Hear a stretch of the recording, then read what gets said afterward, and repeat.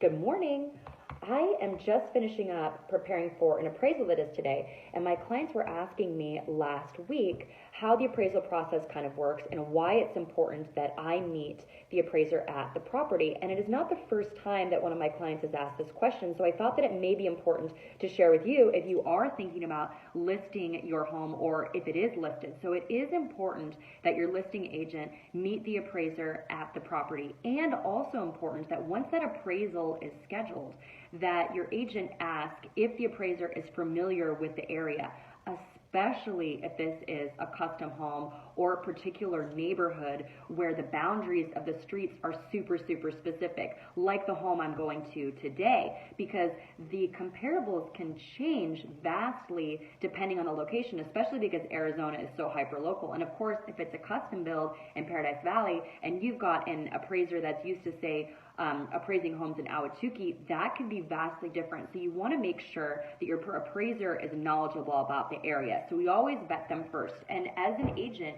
you can request that the bank or the lender send out a different appraiser if that particular one isn't familiar with the area. Then there's a couple of other things we do. One, I always bring a copy of the contract so that the appraiser knows what the final sales price was, and if there was anything else in the mix that are going to be important when they're trying to value the property.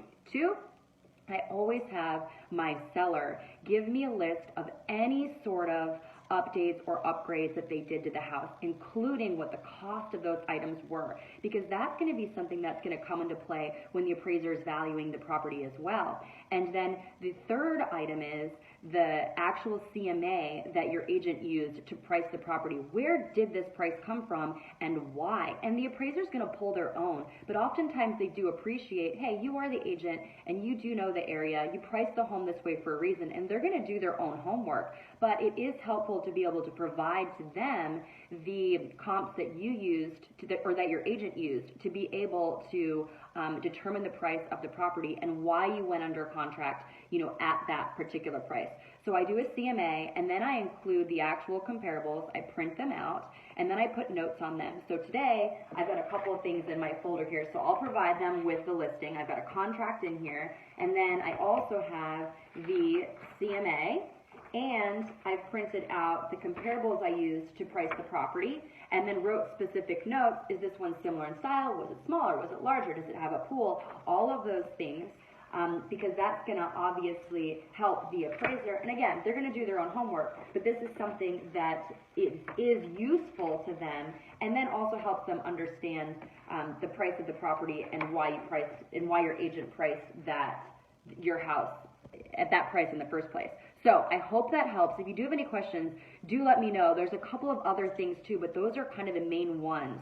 And it is important that your agent does follow through and at least call to make sure that the appraiser is familiar with the area, and then either email over the contract and the comparables in the CMA or drop it off at the property and meet them there. And then if they have any questions too, they're able to speak to your agent directly when they are at the property actually conducting the appraisal.